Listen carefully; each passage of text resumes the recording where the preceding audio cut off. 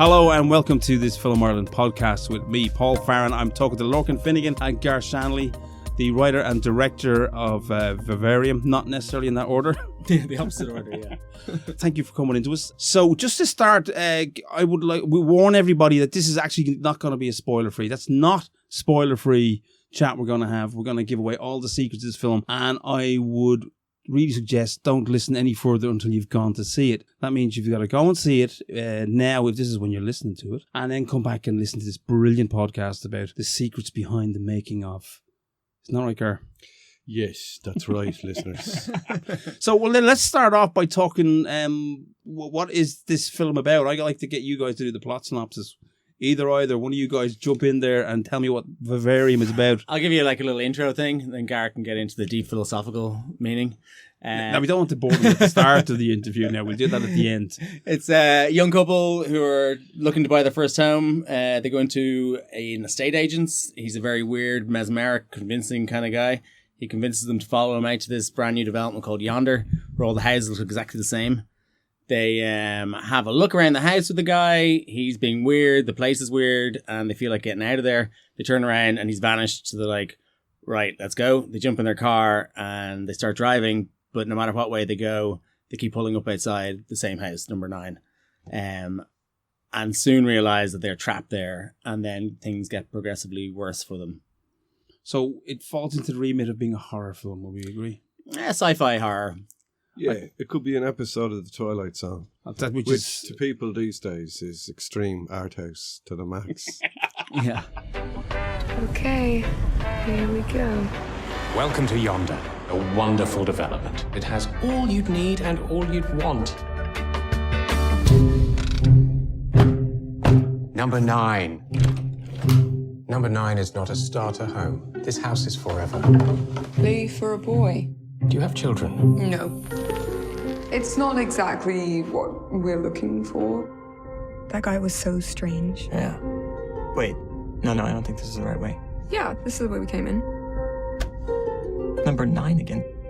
Did we just do some kind of loop? How if we just... Want me to drive? Such a joke. Because I think this is not possible. We can't make turns like this over and over. We have gone this way, Tom.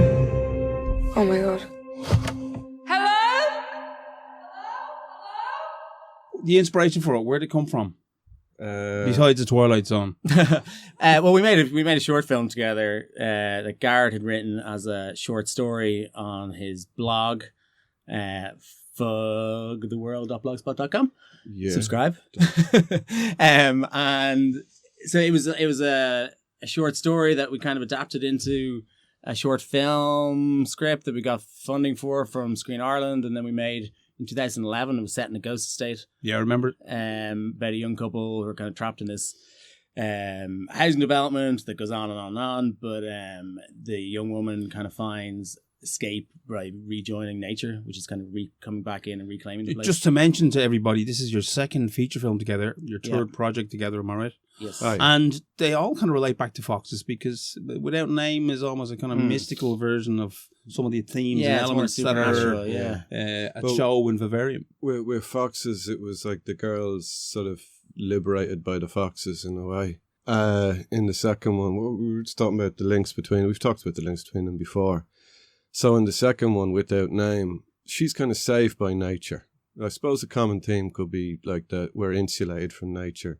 We don't really have a relationship with nature.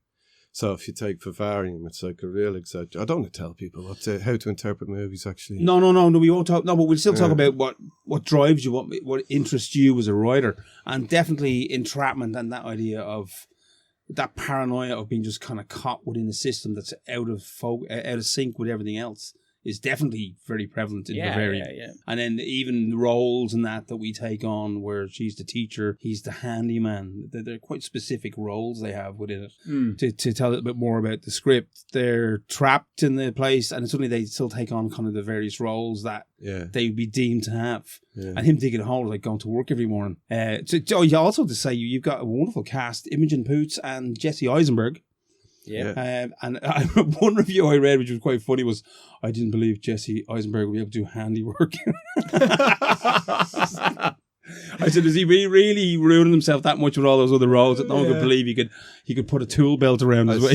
He was actually real helpful on set. He was carrying sandbags and even between scenes, he actually wanted to help out, like carrying tripods and stands and sandbags and stuff.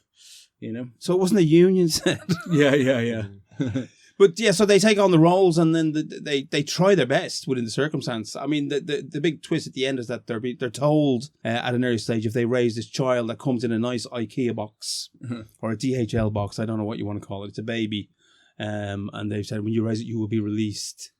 Again, I'm not going to say what the twist is, but there's a lovely. But the notion of release is quite different at the end of it than you'd expect. Yeah. And you made some interesting choices though in terms of narrative. It said like you really jump from the baby to the 5-6-year-old, was it? Yeah. And you cut out all that bit in the middle, and I thought it worked. It was a very unusual gap to create. Yeah, it was like that from even draft 1, I think, wasn't it? No, in draft 1, actually, I had to be won over to the idea that the kid grew up quickly. That's how I remember it. Really? Yeah. And I forget what it was, but I don't even know. Maybe I've been won over to it by draft 1. It's so long ago. We were working on the movie for years, like. Mm-hmm. Well, what I seem to remember anyway is me not wanting the kid to grow up rapidly like he does, like the speed of a dog stuff, and to have it that it was like they'd been there for ages, but that would have been completely screwy. You know, the actors would have to been aged and stuff. I seem to have some memory of that.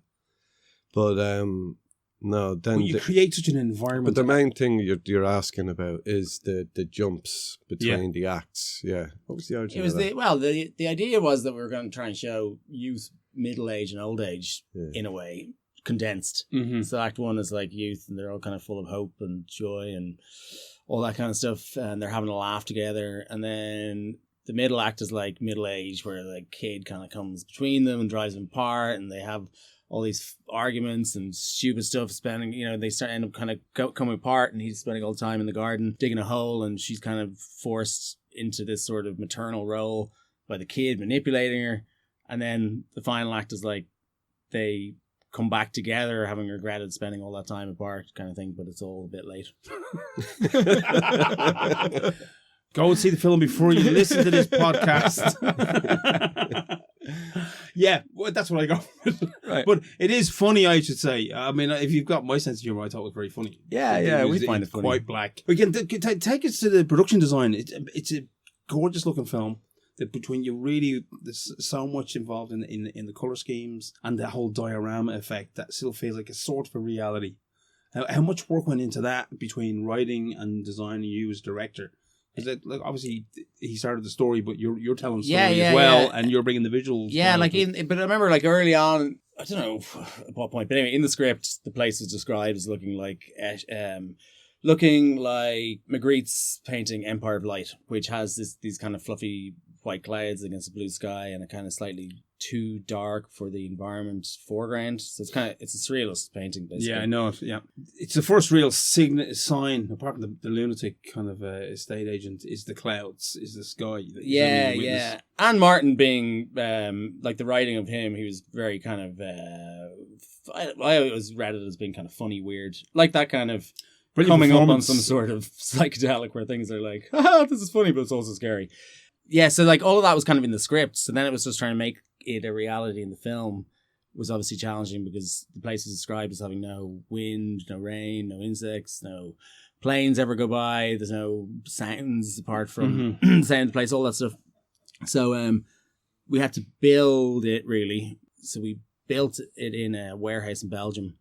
We built 3 facades of houses, so like 3 fronts, 3 gardens, bit of footpath, bit of road, car. But so we had to use that for everything pretty much. So like we'd shoot, the actors would have to be, with the camera would have to be facing into that. And then for the reverse angle, we'd have to flip the lighting and shoot back into the same background, take the 9 off the door, get rid of the hole back in, put the thing. And then in the evenings, we shot plates, stepping the camera back, shoot plate, step the camera back, shoot plate to make like 2D set extensions.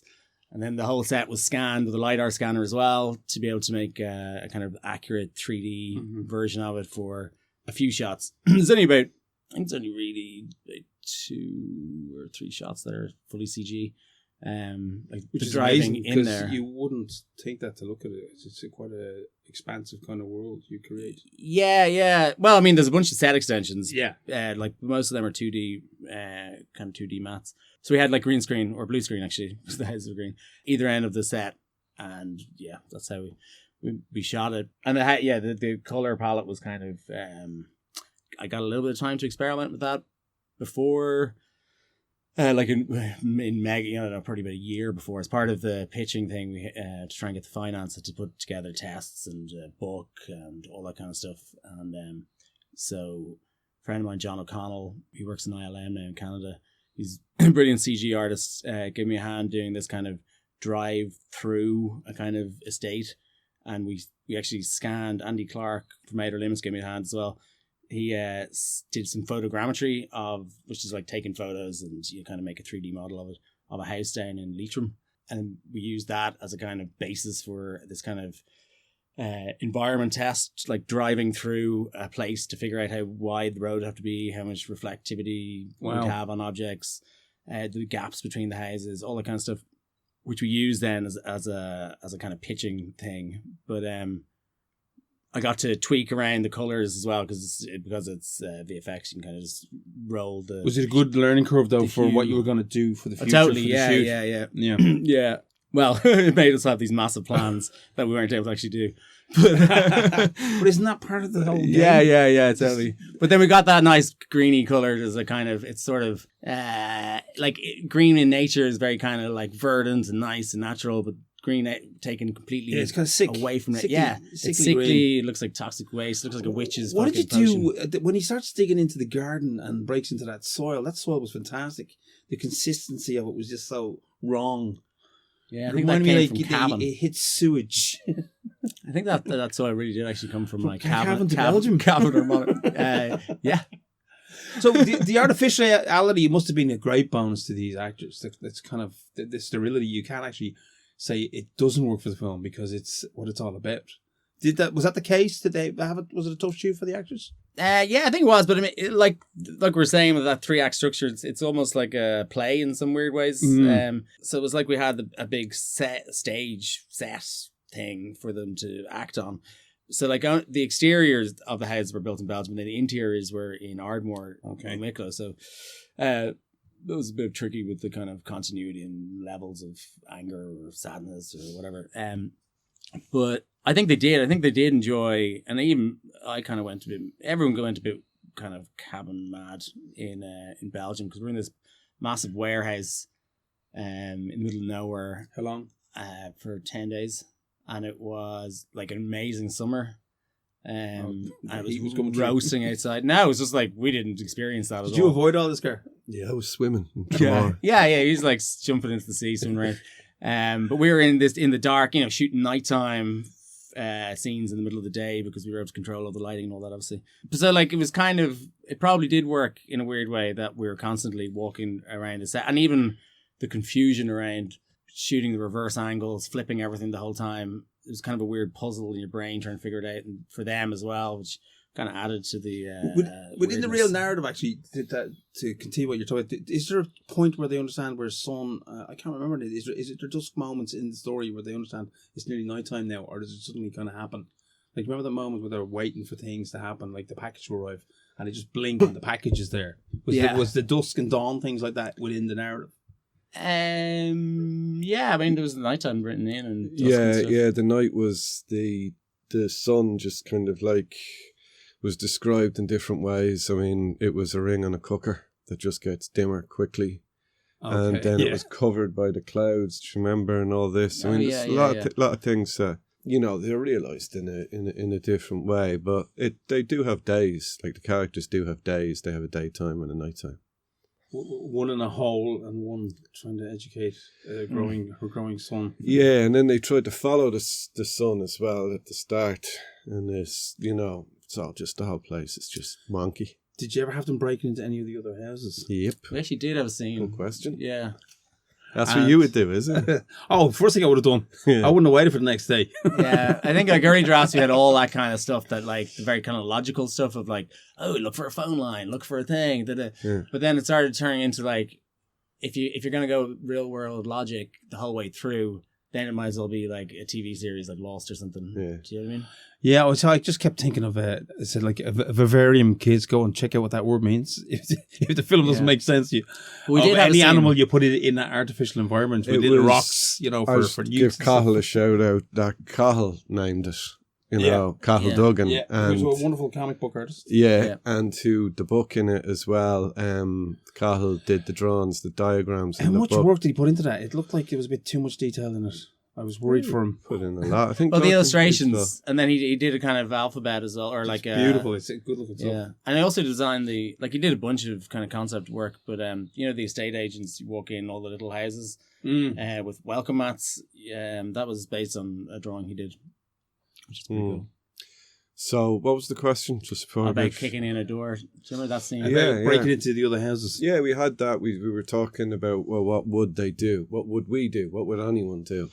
Also, as well, helping a bit to show that Tom has a bit of a short fuse. He thinks in a different way to Gemma. He's a bit more like, just kick everything down, see what's behind it kind of thing. I think that was a bit in it too. But they went and they booted down a door, and we had this whole idea that the other house would be freezing and that it would be empty and like a kind of not fully, like embryonic, like not fully, Oh, I get you, yeah. Because as we learn later on, this thing is going on everywhere in different ways. In other dimensions maybe, or the same place. You never know. Yeah. I do know. But you don't tell them. But be enigmatic about it, okay? Yeah, we won't be too full on spoiler. Yeah, that's the thing. Like, open to interpretation. Yeah, and it struck me with science fiction is that in science fiction the monster is often explained. In horror, you just walk away and it's like, what the fuck was that? And in this, it's like a bit of both, But we did discuss what those guys are, and we do know. Oh, good. And if you buy the Vivarium annual, you can find out. For Christmas. For Christmas, ideal for kids. There's fun puzzle pages in it. There's a maze and you can't get out of it. Yeah. But that's the tightrope you walk with this kind of storytelling, is that stepping too far. But some people are so literal. Again, maybe they're just not your audience and they're just not going to like it. And you obviously have loads of people going, what the fuck was that about? And enigmatic is hard. There's enigmatic and just confusing. Yeah, I think we've already given them enough, though. Yeah. Well, it tells a story, and you come away with an impression and an it's going emotion down from better. it. Going down better than Without Name did, anyway. I mean, I like Without Name a lot. You bastards.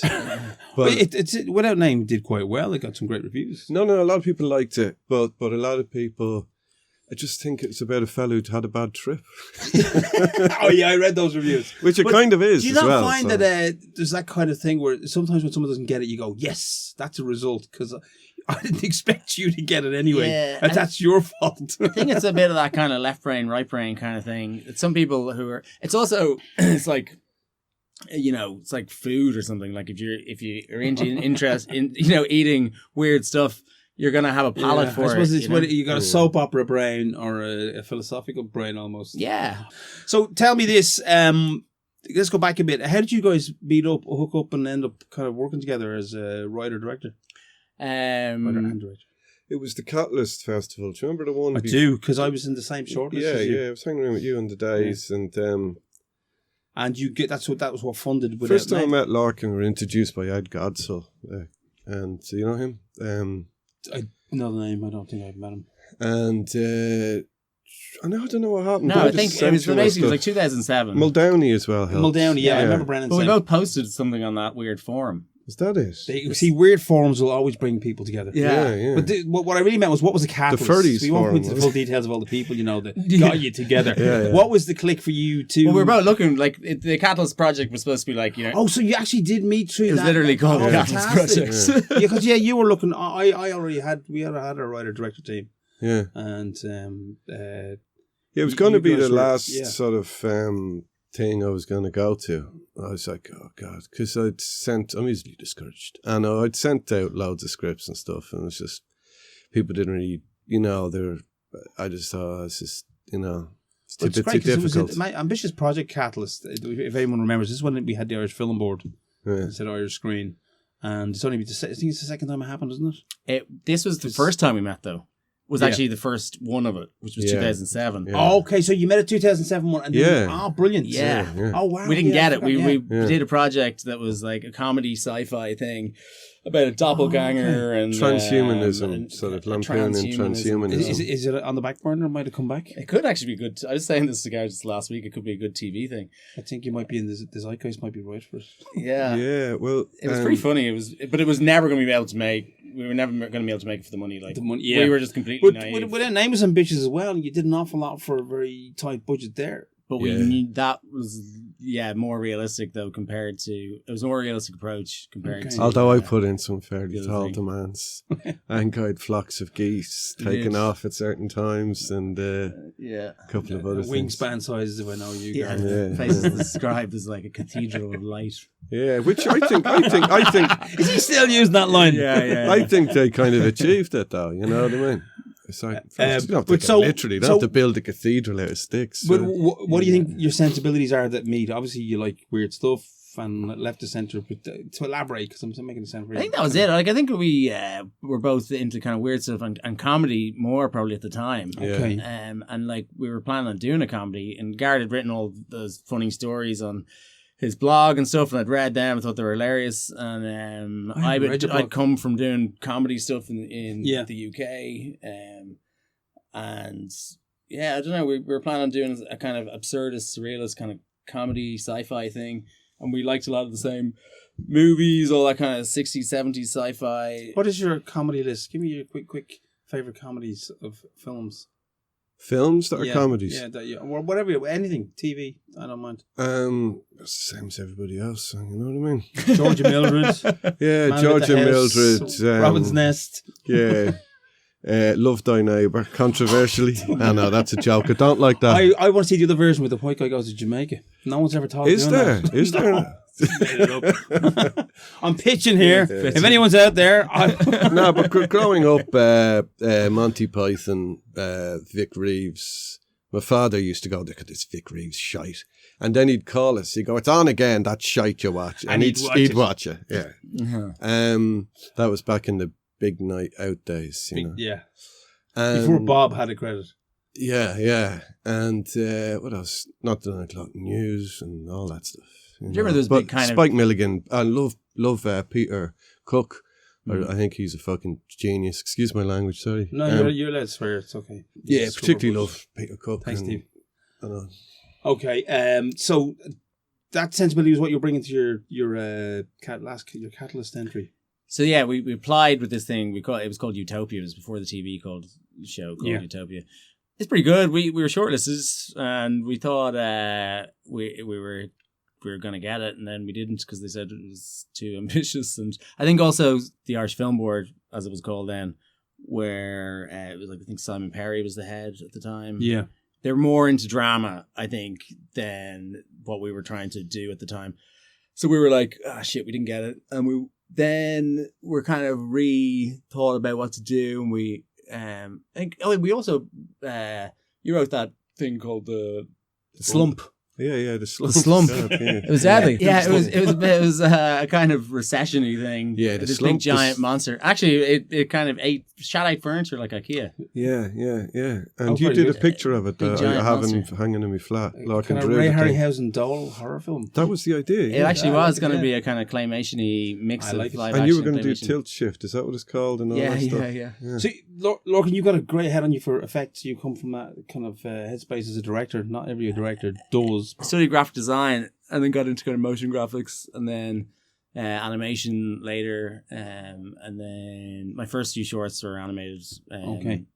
And then realized that actors can do it in real or time. They were always kind of a mix because I didn't study animation. I kind of had to teach it myself or teach myself how to do stuff. So they were always kind of a mix of like live action and animation and like, After Effects and the bits of stop motion and whatever really techniques to get the thing moving. But yeah, after we applied for that thing, the slump, and we didn't get it as well. That was supposed to be Frameworks, which was the Arts Council and the Film Board.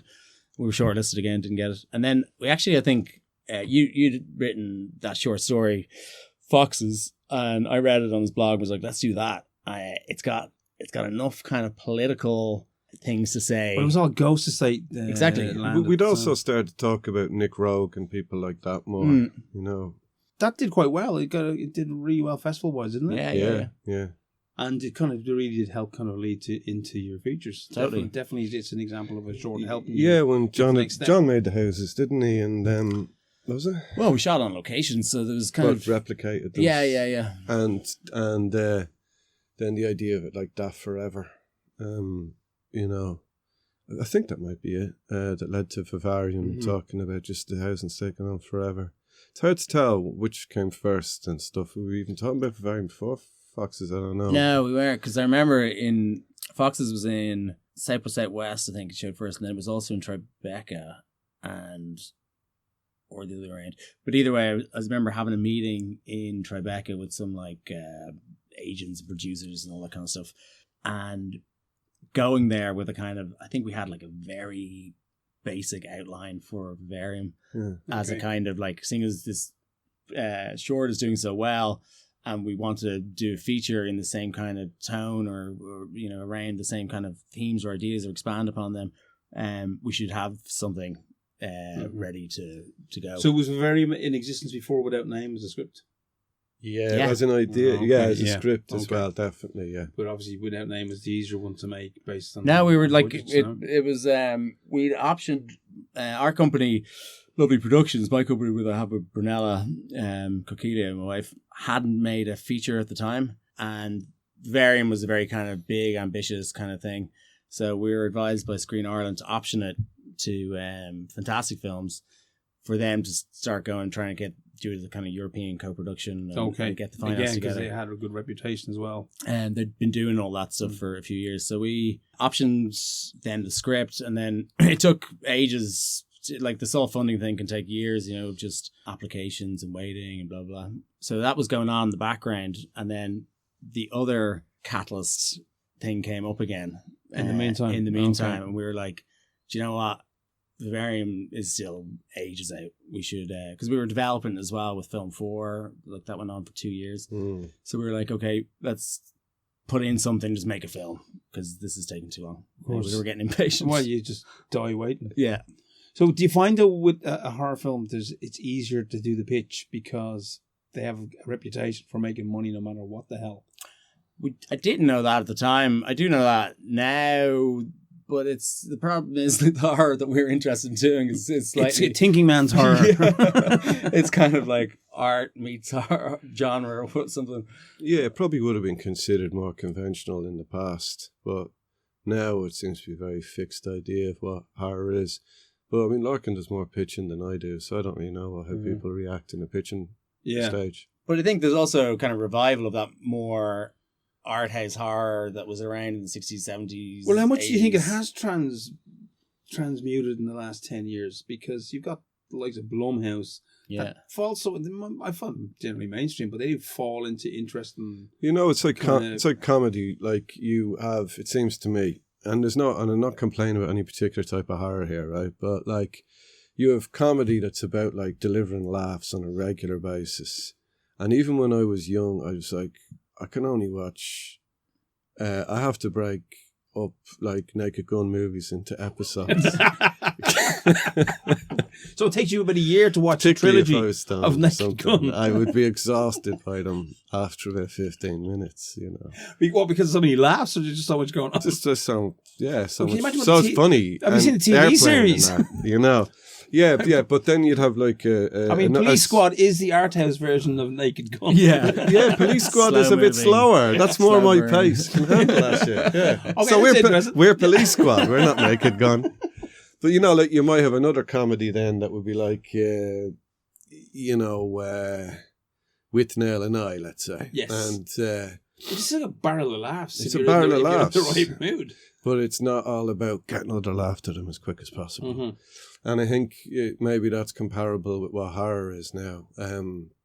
As it seems to me that, like when I watch things like The Conjuring or whatever, that there's a kind of a quota of scares, even if they're I can see them being measured. Yeah. And the jump scares become such a cliche. Yeah. Whereas I remember when I was little, like watching, well, I shouldn't have been watching it, but I suppose, Don't Look Now. Yes, one of my favourite. Yeah, and my family were all there, and I just remember we didn't really know we didn't have a clue what the film was about. Just my sister, was older, is the eldest, just like, oh, this is really fucking weird. And the rest of us just not knowing, but we knew something bad was happening, but we didn't know what, and we were only kids, but we got that sort of sense of it, and we got carried along by it. And I think that there's lots of good films being made now, and it's not like that conservative in age. But I think sometimes with horror, there's. Am I right? I mean, like there just seems to be sometimes when you see reactions to things, you're like, it wasn't that kind of horror. You were expecting this. I think a lot of the good stuff is still around. It's more about it just doesn't get that great distribution. Yeah. Or like unless it has like really big cast. Well, as you say, it's based on like you've got your date horror and a doll seemed to be big involved. Yeah. Conjuring doll. There's that. What's that other one? Brahms. So I don't And even know if it's a doll. What the hell it is? It's great, Annabelle. It's great fun as well. Like like back in before we were born, you'd have had William Castle doing his Tingler, and. The House in Haunted Hill, not him, and 13 Ghosts. 13 Ghosts, right? And all those going and like the kids screaming. I was saying to you, like, and there's good crack going to. If you're going to see a shy horror, go and see it when teenagers are going to see it because they go bananas, and that's good fun. Vivarium came after Without Name. That it should have come first, but that's the toughest part, isn't it? Pitching. It was more financing. That's what took ages on Vivarium. Just the structure of it, because it's Belgian, Danish, Irish, Euromage, American sales company. I know. Blah, blah, blah. When you see the amount of credits go at the start of a European film, now it's like, I know. Yeah. You get 10 off each of them. Well, I recommend people watching a legal stream of Vivarium while the production credits are going up at the start. I think with the US release, because I did a director's commentary thing, there was like 13, including their, like, I think it's Lionsgate and Saban come up first, and then all of the things, it's like 13 logos at the beginning. Wow. That's nuts. And I'm surprised I didn't see a green Power Ranger somewhere in the background. There's little references to that. Oh, yeah. Sorry, I had to get that joke in. Also, I went to see it with the Wildcard Day Out. That's when I saw it, and the French trailers on it. Oh, right, yeah. And I couldn't get over, I heard you said it, that don't watch the damn trailer. I'm talking about spoilers. Right, yeah. The French trailer's brilliant. Have you seen the French trailer? Yeah, of course. Were you involved in any of that work at all? Yeah, they send you stuff. It is a tough one to do a trailer to approve. Yeah, totally. I did think it'd be very difficult. So when the American one was sent first, I did think it was a bit long and a bit spoilery, but then, it's a different market there where they're trying to, it's a much bigger kind of audience that they're trying to get, especially cause they'll just do, I think it's 12, 15 cities or something as theatrically, but they're releasing day and date. So that's going out on VOD at the same time. So that's like to get people in, middle of nowhere to go, oh, that was good. Even though it shows a lot. Mm-hmm. I don't know. Apparently, that's just how they do things there. That's why you see so many trailers that show way too much. Like I sent them references. Like I sent them the Shining reference as a trailer, where it just shows the elevator doors open and blood pouring out. It's like total minimal, just one shot. Yeah, it's nice to be quote Kubrick now and again and say, look, but it's like this one. Yeah, I know. Because marketing again is the tough part, because then we're worrying about demographics, and as if the film deserves a wider reach than just a few kind of chin scratchers. It's a good little. Yeah. It's got a nice bit of pulp in it as well. Yeah, I think so. Like I was saying, though, it's like a Twilight Zone, And when we're telling stories, we also like to have, because we've got two other ones, we're working on at the moment, and possibly a third one. Well, I won't talk about that one. And but to have some kind of context for it that people can relate to in their lives, you know what I mean? It's not just a story for story's sake. So if you looked at like the Twilight Zone, back in the day, it might seem very cross to us now and stuff, like to some people, yeah, it's like hammering home a message or something, but there's always some sort of context, Without Name is about relationship to land and about sort of property. Communicating with nature. It's something that people should be talking about, our relationship with nature. Some people are. like deep green eco-resistance people and so on. I don't want to endorse anyone. And then you have Foxes, which was, there was all those ghost estates around and stuff. And it was for Irish people. Still there. Yeah, and Vivarium as well is the size. I think it's like, a Twilight Zone thing as opposed to a very sort of out there. I know what you mean. Yeah. It's socio-political. Yeah. Would you say that's going to be another current in all your work in all your films? We're very political. Well, actually, they are. They are. Yeah. in a funny way. But I mean, that's, being able to explore ideas or talk about things in a kind of entertaining way through genre is that's what is interesting to me. And you don't hammer it home or be annoying or anything. Yeah, but loads of things. So if you look at 2000 AD when we were children, like, that was political. It was filled. Yeah, and it's just sort of inspired by, the world you're in, as opposed to just an encapsulated little story that just starts and ends, and there you go. Well, tell me this: how did you get your cast in? How did those guys get on board? Was it just going saying, "Look, these would be ideal for the role"? Or what? It was a really long casting process, and part of the financing comes from casting. You have these kind of lists, and the sales company are doing selling the film in advance based on who's in it, and that money is then used to finance the film and all that kind of stuff. So I had all these lists of actors that I liked, and the sales company would be like, no, yes, no, yes, maybe. Is that maybe, frustrating? No. Yeah, totally. But it was a steep learning curve because Without Name we didn't have to deal with any of that because Green Ireland just financed the thing, but it wasn't expensive. Yeah. But so I cast Mackenzie Davis to play Gemma, first of all. Imogen was on the shortlist, but she actually wasn't available at the time. So anyway, I went to LA, met Mackenzie. She'd read the script, liked it. We got on really well. She had loads of notes on the script. Garret went and did an entire draft for her. She had great notes because by that time we'd been in development for a while, and an awful lot of this excess kind of explanatory stuff had gone in, if my memory serves me right. Okay. And she spotted it, She didn't even know what the term three-act structure is, but she has an instinct. Yeah. And she just is we'll learn about the characters as we go. I think she was the first person we kind of got back to what it was in the first place, really. Yeah. Excellent. And so then when Jesse Eisenberg came on board, was that later? Much later? Well, way later, yeah. So basically Mackenzie was attached, and then... And what happened to Mackenzie in the end? So then she got offered the film The Turning, which was... some of it was shot in Ireland.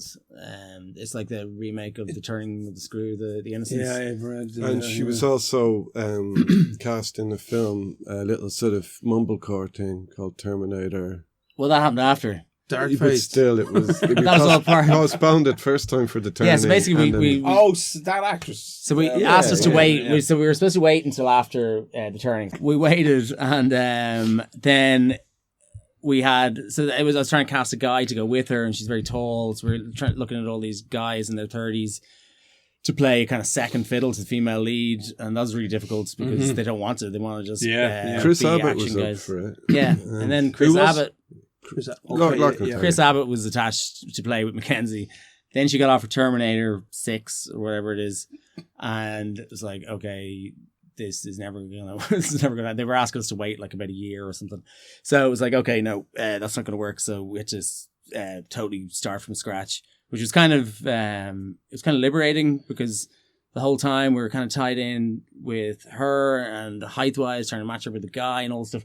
So suddenly it was wide open again, and went back and said, okay, let's just go send it to Imogen. So Imogen was then actually available, and she had read it and she liked it. So we met her, and then the two of us sat down and started talking about who we'd cast as the guy. And then she was like, what about Jesse Eisenberg? And like, Jesse wouldn't have worked with Mackenzie because she's like about 6'5" or something. See, I think that would have worked. Yeah, would have been like boxes and all that. He couldn't do any wides. And she was talking about Jesse, and I was like, that would actually be really interesting, I thought, because he's got like a really kind of interesting face, and so does she. And They had worked together before in a couple of films. They were very comfortable together. Totally. They worked really well. I thought there was a nice chemistry with them, and you understood both sides of it, where they just kind of pushed it away from each other. It worked really nice. Yeah. So then because she knew him, she was able to like go, oh, here, I'll send him the script now if that's cool. So I quickly legged it out and rang the sales company and the Were they producers okay and all with that. that? And they were like, absolutely, if you can get Jesse, then we're laughing. So she was like, okay, like press send on her phone and fired off the scripts, and like he read it in like 2 days or something. And he loved it and wanted to meet. And then he had commented on the script as well, just about taking out all that kind of He had more stuff to take exposition. Yeah. Basically never referencing the place in dialogue themselves, really. Okay. You know, like saying like, hey, isn't it weird that we're stuck in this place? Not that they said that previously, but you know what I mean? Yeah, there was a bit of, I mean, like as someone said to me, a script is a sales document, and I might put in some crap that I know Lorcan will just take out in the edit. Just so you might have more expository dialogue and stuff in it that some people have requested. I can't even remember how it goes. I came across a nice quote. Jeff Daniels was talking about scripts, and he said, well, you know, I understand you have to write your scripts and your direction and all that, but it makes sense to everybody else. But it'd be very nice if I got a script one day, just had my dialogue in it and the other person's dialogue, and then we could bring our acting ability to the script. Yeah. And that's not bad. I could understand I know that. Jessica Lange and Gene Hackman are two people, and sure there's loads more that but they're two of my favourites that read the script. I mean, she's better than everything she's in. But like Totally agree. The almost everything anyway, they read the script as close as possible to shooting day and stuff like that. I remember reading a book and they were in it talking about it, and anyway, I don't know, it's about acting, you know? So, do you find that actors just mangle your words, Scar? And you have to just cry into a hanky while they destroy your dialogue? I think, by the way, Mackenzie and Chris Abbott are great actors. You know, they're deadly. I thought you was, I mean, I fucking hated Dark Fate, but I really loved hearing it. But like, I love the way it worked out, because actually I think Imogen's like perfect. Yeah. You can never imagine the film that it wasn't, but it must be really interesting for you guys. Imogen, so close. Imogen in my mind's eye was I think initially would have been more Gemma, you know, and as I was watching the dailies as they came back, I was on the set a bit when it was in Ireland, but I love Imogen in it. I think she's amazing, and she really is. And Jessie's great too, but just for Imogen for a bit, like do you remember the bit where you were shooting? I was there on set that day, and they were shooting the bit where she gets the boy to imitate who he met that day. Okay, yeah. We'll find out where he's been. Yeah, and it was just amazing to watch her. And Lorcan says to me, I feel bad asking her to do it again because it was, you know, it's almost like she was upset. You know, well, she was. She takes herself there, like mentally, for those very sort of harrowing moments. She doesn't just turn it on. She kind of really goes there. And then when you call cut, like, it's not like she springs back. It takes a while. Like, she gets to go off for a little while, and like, I don't know where she goes. They both method actors? They're both quite different. I think they're both different. I think Imogen's a little bit more kind of wild and not unpredictable, but like it just has a different style. Where Jesse's a little bit more precise, or he likes direction to be straight away. Like, you know, he doesn't mind if you go like, that was, you know, literally touch your ear after 2.4 seconds and then do that. Like, he doesn't mind. Very kind of he wouldn't be insulted by that kind of thing. Yeah. No. So, but some actors, you know, it's just different styles. But they definitely have. Although they have different styles, they kind of mesh quite well together. So, like, I think Alec Guinness told a story with David Lean. He said that his directing. So, like, he said, well, he likes the exterior. And then, what do you mean? He said, well, he might ask you to touch your nose at the end of a scene. But again, there'll be a reason that you'll see in the cut. Yeah. But that will go to the next thing. Exactly. Yeah. But that's it. It's interesting that I suppose as a director, then how sensitive you think you need to be for different performers. Obviously children are different again, but with actors, is it the conversation building up to it? I think like in hindsight, I think it's weird. Like I was in where was I? Glasgow just a few days ago, Glasgow Film Festival with Imogen, and we got to hang out and talk for ages. And the last time that happened was when we first met to talk about the script. So this is like on set. There's just so little time that all of the conversations were actually way before shooting, and talking about and just kind of getting a sense of the kinds of films. Like I gave her loads of films to watch, and talked about, you know, art and photography and books and all sorts of stuff. So I think we were just sort of, you know, artistically or creatively on the same page going into it, and same with Jesse. But then, like, while shooting, there was never any time, really. For most part of it, 70% of it's two-hander. Yeah. And that's pretty intense for just that kind of amount. We got that of, idea from, you know, those sort of EastEnders, two-handers. I thought it was Steptone's Son you got it from. Yeah, it was Steptone's Son, you're right. Yeah. Can't spoof you. Yeah, I put the one over my eyes. So, how long was the shoot? It was 5.5 weeks. That's a big enough shoot for that. Could have done, but it was supposed to be 7. Well, yeah. And was there a lot of abrupt kind of changes over the course of the shoot because of budget that you found totally. on the way? Or like a week before shooting, some money was lost, and it's like...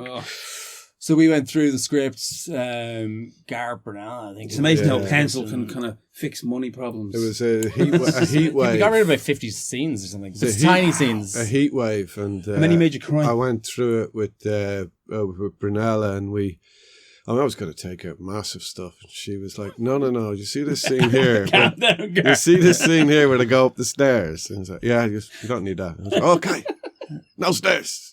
Yeah. The other way, you could spend like an hour though, like setting up lights and everything to shoot something that's like in between two scenes. It's totally unnecessary. Yeah. See the housing estate? I don't think we need that. So it was a heat wave as well. The family were having a barbecue out the window. I laid the blind down and I was visiting. Oh, so you were just dying to go to the barbecue? Yeah. Anyway, that's what I remember. I was a little bit more stressed. So, would any of them creatively upset you, and then you could look back at them and go, "Okay, it doesn't really matter," or do you feel like, "Oh, I'd love to have done that"?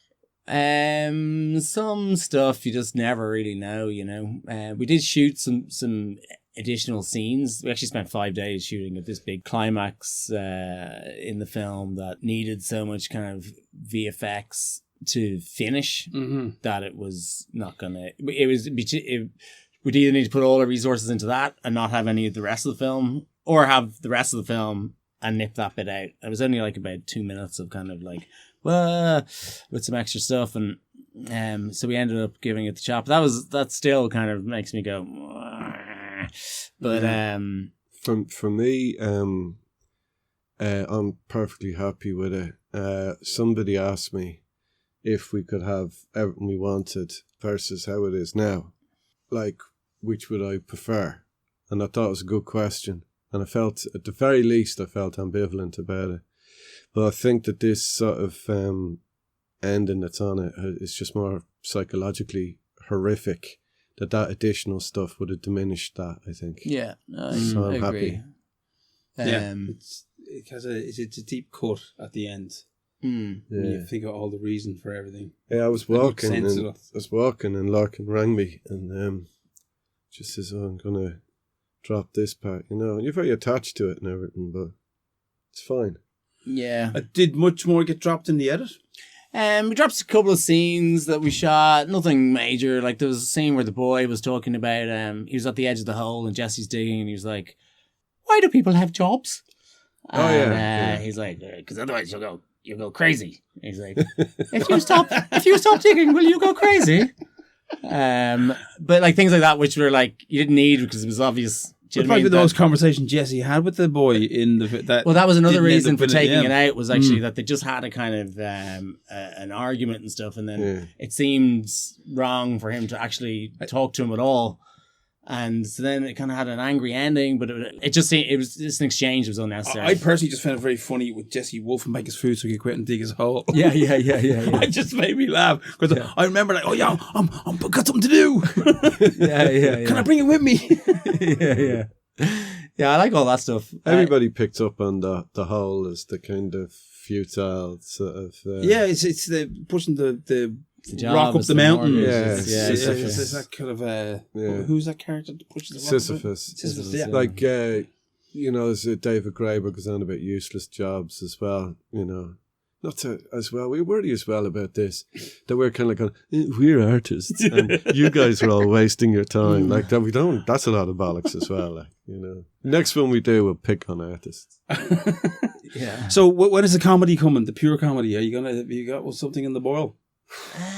Pure comedy. Yeah, I don't know. I mean, I think there's like an element of comedy. It's funny how different people will, like in Ireland and in Scotland, people find Vivarium like really funny. And then in other countries, they're a bit kind of more, you know, they find it more harrowing or something.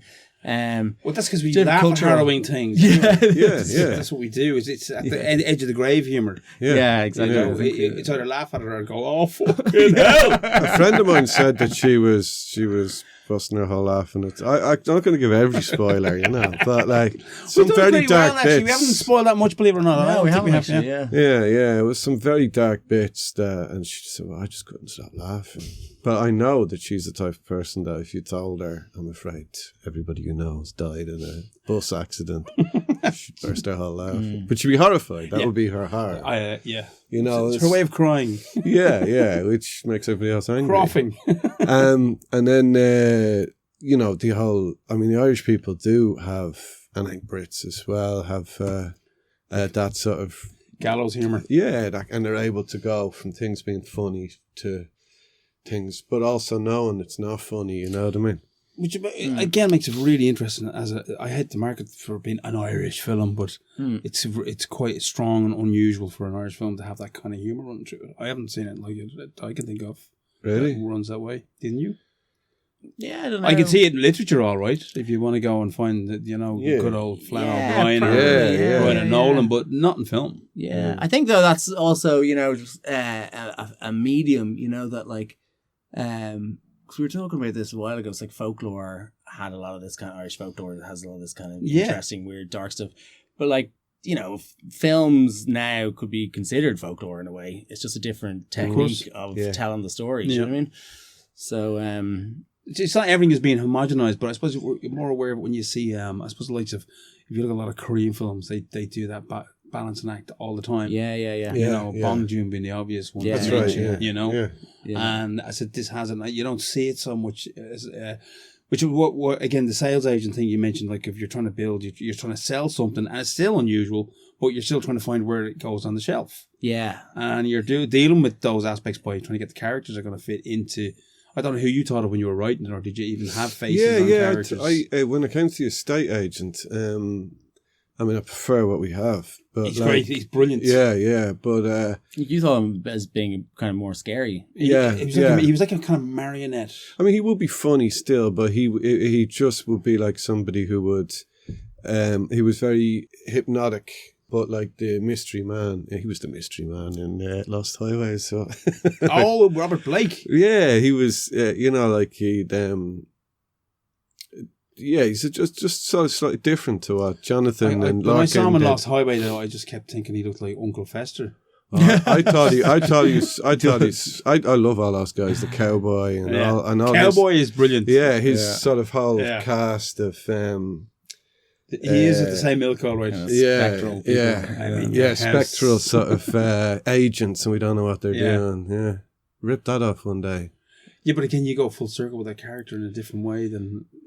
Yeah, which we won't mention. But I always when I read him as being kind of funnier or something. I don't know why. No, it was a bit funny. I mean, the show he was. His dialogue, the shit he was coming out with, was like too mental for it to be taken completely seriously. So even the way they react to him is a bit kind of like. Yeah. Again, we don't spend long in the so-called real world. No, we've got a very strong image at the start to kind of foreshadows where we're going. Yeah, with the bird and the tree, the cuckoo going into the nest. Yeah. But where did you get that footage, by the way? Was it? It was Getty supplied the footage, but it needed a lot of kind of manipulation to make it look.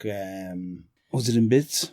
It was. Well, it didn't look like it kind of had to be. I squashed it down to like 4:3 and stretched it back out to give it a kind of softness that would come from shooting anamorphically, which we did with the rest of the film. And then kind of a little bit of blur top and bottom and a little bit of distortion, and then kind of had to grade it to make it look like the rest of the stuff. And You see, I like that because I felt that it had, even if it had been plucked from a nature program to be thrown in there, it still felt like it worked. Right, yeah. You know, and I think the raw had that- footage was too, It had that like, rich color quality of some old kind of Kodachrome or something like that. Yeah. you know? But yeah, the real world being the school, we get to find that they work together and we see real kids asking Real them those kids, questions. At the scene with the little girl and the birds and that, which was really, really nice. Was there a worry spending too long there and how it would affect the later scenes? I think we kind of learned a bit from Without Name that, like, just get going. Yeah. Do you know what I mean? Yeah. Like, because you do all this development stuff, and a lot of the time there's all this backstory, blah, blah, blah, and people, like, you end up just, you might shoot it, but you end up just cutting it. Yeah. Would your actors have had huge conversations about their characters and who they were? That were useful? Not really. I mean, like, they did, like, I think Jesse went off and, like, I think he did talk to some, like, landscape gardeners and all that kind of stuff. I should have spoken to my mate Paul, because Paul and Rocha are friends of mine. She's a teacher and he's a there you go. groundskeeper. So I mean, I think they did that separately. You know, they knew what it was supposed to be, so they kind of had suggestions. I remember one stage we were talking about Imogen's accents. She was talking about doing it as American because Jesse's American, obviously, and like that people might find it's weird that she's English and he's American. And then like if she's going to be British, where is she from in England? Because she's got quite I think they're doing a Northern English accent for a while. yeah, we thought about that, and then it was just like no, There's so many of those. What are you talking oh about? totally. now? But then it's also Well, that doesn't it was unnecessary. It was a Yorkshire accent. Go on. I just thought it was unnecessary. I like her. Yeah. I just liked her accent. So do I, You know, yeah. I just like really liked her accent. And also, like, it's so normal to see an English, an American English couple or an Irish American, whatever, Yeah. mixed people. Well, again, they weren't. They were living in the world of the story rather than in a geological location of a country, and they were from. Yeah, it was supposed to a be part kind of of the set world. anywhere. So Yeah. like Well, we that did worked. have the school originally was in Belgium, but then we ended up like we were supposed to shoot we were supposed to do all the kind of Yonder exterior builds in Ireland and have all of the other stuff in Belgium. We went to Belgium scouting it all, and then just like day before we left, it was like, oh no, actually this isn't going to work. We have to flip it around. Can you find us a warehouse really quickly? So then there was people out. Luckily, Belgium has these gigantic warehouses which you don't have here.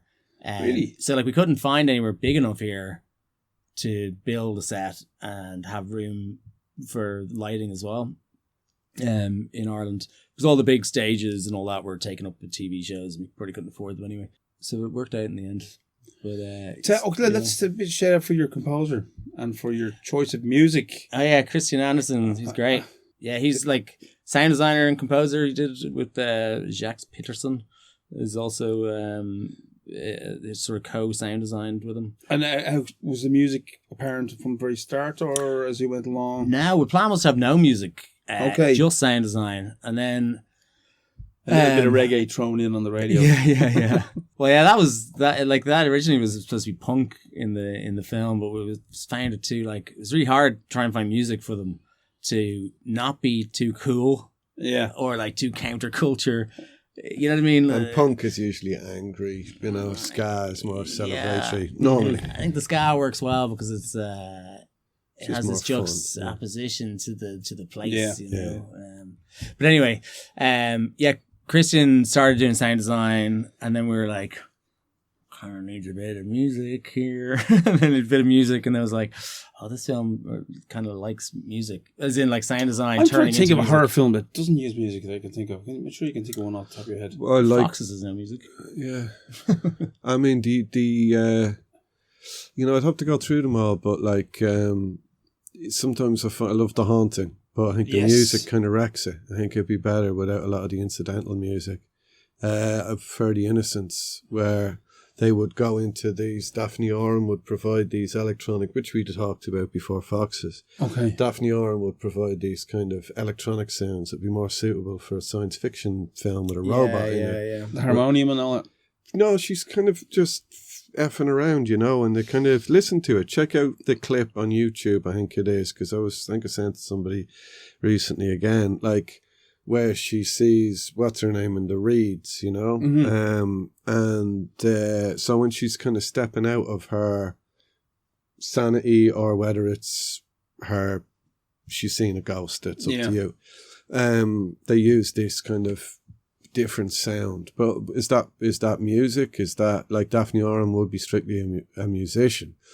But that's sound design more to me. Well, that was the thing. This was supposed to just be sound design. Yeah. It's kind of like, using things like the sound of a fridge and the things that would exist there, but that it's like this kind of closed off sphere that they can only hear themselves. But then the more we worked on it, the more kind of realized that certain parts needed music, and then it kind of built up, which was a totally different kind of approach than we did on Without Name, because Neil O'Connor and Gav O'Brien scored that, but they started scoring it off the script, which then we used in the edit.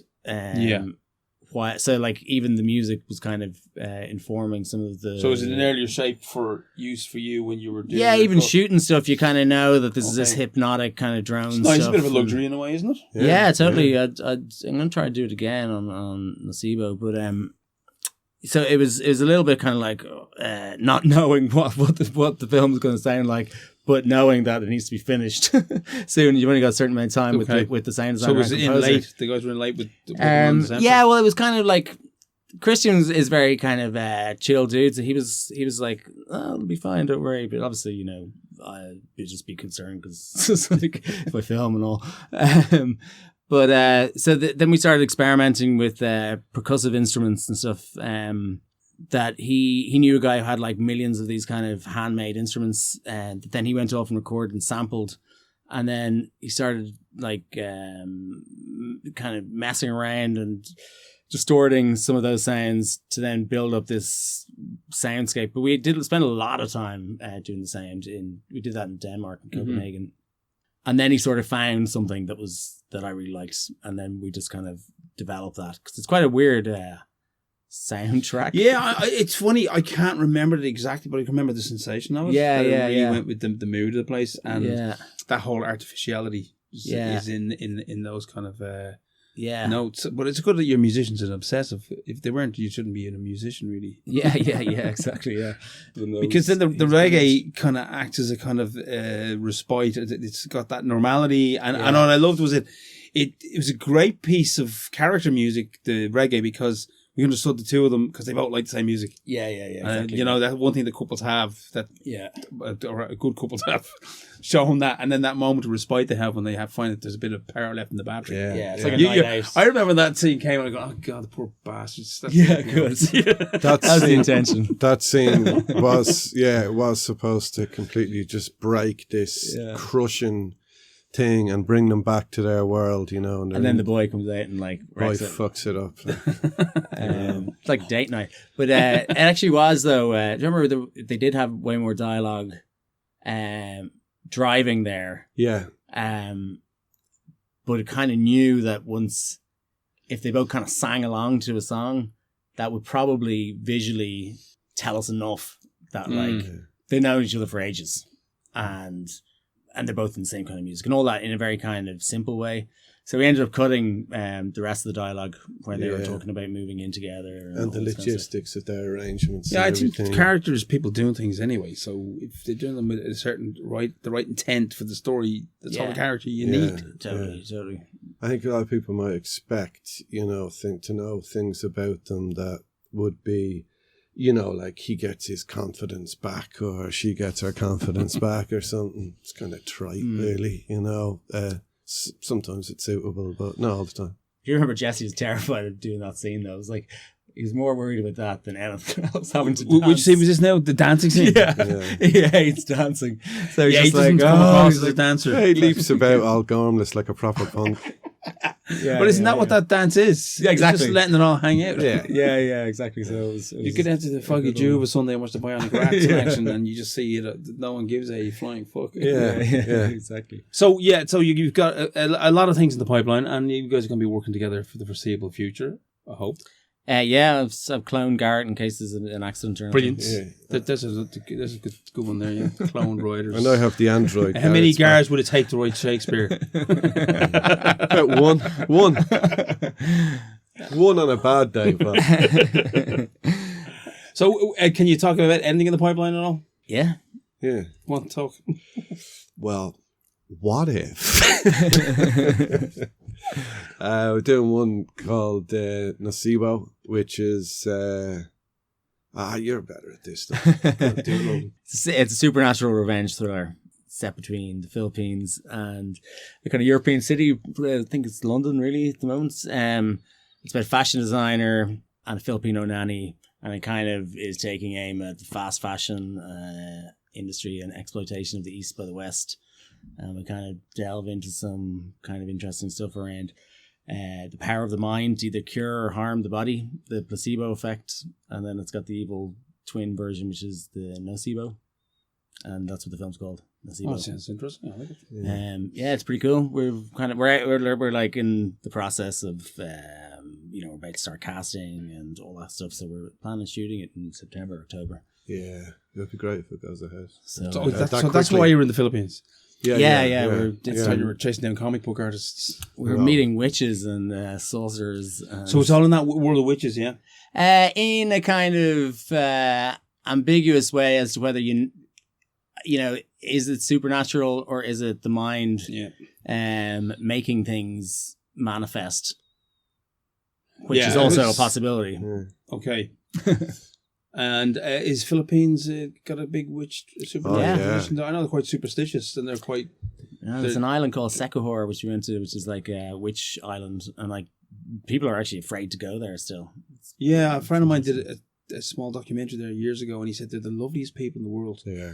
And they kill you at the drop of a hat. Oh, wow. God. No, but I understood. You mean like Americans? I said. Of course, I didn't say that. They're lovely people. Yeah, but apparently, you can get a hit done there for quite cheap. Yeah, we got a few hits done. Yeah, sweet money. We'll do it, guys. On that note, thank you so much for coming in. I hope the film is really well, and look forward to the next one. Thanks, man. And thank you for letting us chat to you. Yeah, thanks, Paul. As well. Thanks, Steve.